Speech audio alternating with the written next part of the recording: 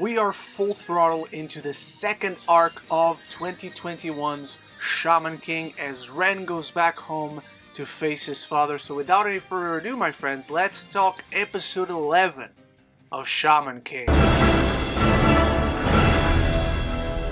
Determined to make amends for his past mistakes, Ren returns home to confront his father Tao En, but soon finds he does not measure up to his monster of a parent. Now before I dive into my review and thoughts on the episode, I want to know what you think. Have you been enjoying Shaman King? Have you not? How do you rank the episodes thus far? Let me know all that in the comments below. Start the conversation. That is always the most important part because you guys generate where it goes. And while you're down there, if you're new to the channel, consider clicking the subscribe button, please. It does wonders to get the content out there, and you'll join a beautiful community of film fans and, of course, Shaman King enthusiasts. If you follow this series of reviews thus far, you can probably guess I'm kind of a sucker for this episode in a lot of ways because Ren is my favorite character, and no, not just because we have the same name. But like I said last week, he starts this episode by completely just running through the Jiangxi army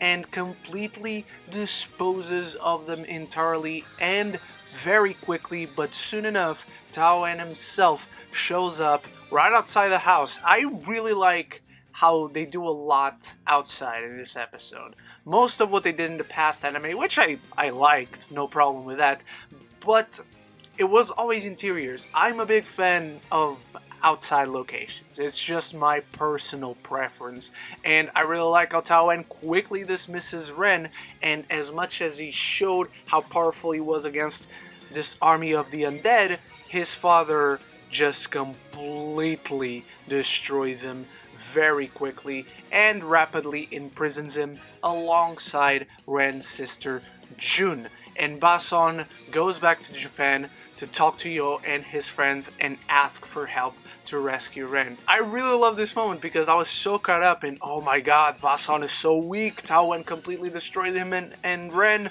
and then he completely disappears and everyone is like, oh no, Bason died, and then he just shows up again saying like, oh, I forgot that ghosts can't die. I got a little bit carried away. These are really good touches, not only for character, but it shows really the comedic prowess of the writers of this show, and I really appreciate that tremendously. One of my issues with the episode, and I know it feels weird for me to get into issues right now, but it did go a little bit too smoothly. I just wanted to introduce that I had an issue with this, as right away the group is in front of Ren's house. They get there immediately and they're ready to go into the rescue, but Tao En is aware of this. He sees that they're there, and Tao En has the freaking panda that he killed last week or 2 weeks ago on his lap again, and he put the freaking talisman on his forehead. So he resurrected the panda, and I was just afraid he was going to kill the panda again. Thankfully that doesn't happen. But poor little panda, and Tao En unleashes the Cursed Squad 5 on our heroes, who at first seem very frightening, and I love to think about them as Shaman King's Ginyu Force. These guys aren't messing around though. They are menacing, they are really cool looking, and they quickly take Ryu down with one hit, but Horo unleashes his new ability, which is awesome, and just like that, he eliminates one of them, the elephant dude, but then the cheetah dude goes around Horo and is about to strike him down, but Ryu is back up again, and we have this team up that is frigging awesome that unfortunately we don't see anything else.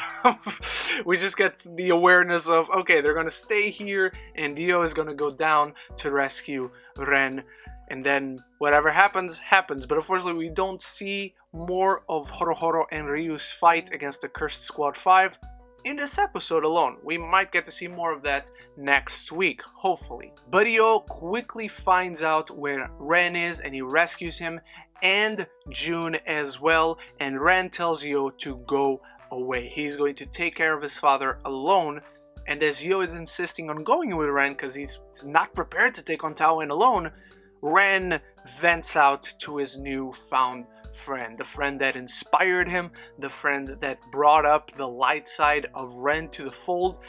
This isn't really about Tao En. This is about Ren coming to terms with himself, with the actions he has done in the past, with the mistakes he has done, with the indoctrination that his father pushed onto him, and the tattoo he has on his back is just a symbol for all the hatred that his father imbued into him. And so defeating his father is not really, for Ren at least, defeating his father. It's more of coming to terms with what he has done and making amends. I love that. I love the perspective of this being a road to redemption for Ren, to confront his father, to show his father the wrong of his ways, because as they were confronting each other in the beginning, Tao En has a very narrow way of viewing things. He says that the winners are righteous, the losers are wicked. So Ren aims now to use that and weaponize it against his own father when he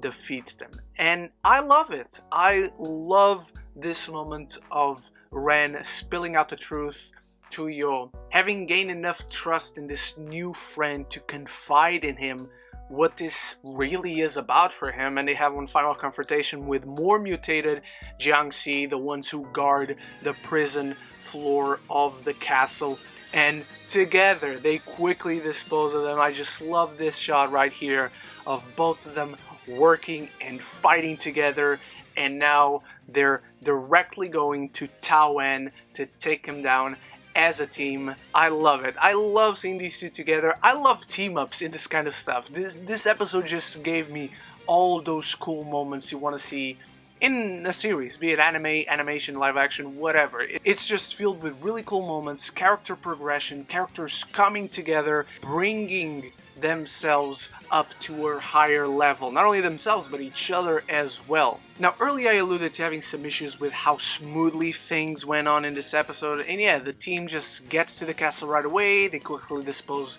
of 2 out of the 5 of the cursed squad. Yo immediately finds Ren. And now a few of these issues may be fixed in the next episode.